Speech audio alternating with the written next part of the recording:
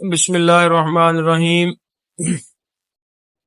ربی یسر ولا تعسر وتممہ بالخیر، ربی زدنی علما۔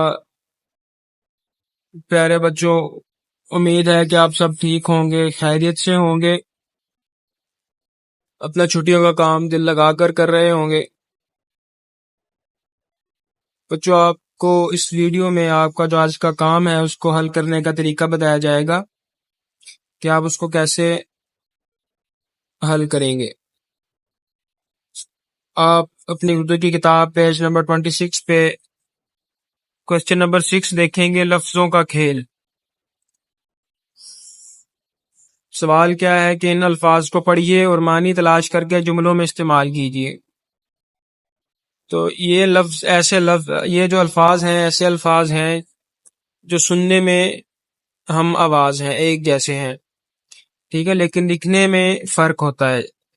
جیسے سب سے پہلے جو لفظ ہیں اثر ہے، اس کے بعد پھر اثر ہے، بے باک، بے باک، یہ سنائی دیتے ہیں، ان کی ایک ہی آواز ہوتی ہے، لیکن لکھنے میں ان کا جو طریقہ ہوتا ہے وہ تھوڑا مختلف ہوتا ہے اور ان کے معنی بھی مختلف ہوتے ہیں۔ تو آپ نے ان الفاظ کے سب سے پہلے معنی لکھنے ہیں اور پھر ان کو دونوں کو جملوں میں استعمال کرنا ہے، ٹھیک ہے۔ اس کے بعد پیج نمبر 34 پہ آ جائیں گے آپ۔ یہاں پہ کوشچن نمبر 7، سبق چغل خور کا خلاصہ تحریر کیجیے۔ خلاصہ مطلب یہ ہوتا ہے کہ کسی بھی چیز کو خالص کر دینا، اس میں سے غیر ضروری چیزیں نکال دینا۔ تو سبق کا خلاصہ بھی آپ یوں لکھیں گے کہ آپ اس میں سے جو اضافی باتیں ہیں جن کا بتانا مقصود نہیں ہوتا تو ان کو آپ نکال دیں گے اور اس کو خالص کر کے لکھیں گے، مختصر کر کے، یعنی زیادہ سے زیادہ آپ 2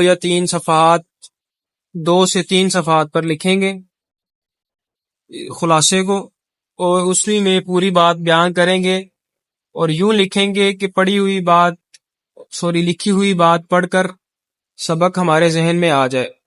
تو یہ سبق کا خلاصہ ہوتا ہے۔ خلاصہ لکھنے کے لیے آپ سب سے پہلے سبق کو 1-2 دفعہ ریڈ آؤٹ کریں اور پھر اس کو اپنے الفاظ میں لکھ دیں اور وہ کوشش کریں کہ 2 سے 3 صفحوں میں وہ مکمل ہو جائے۔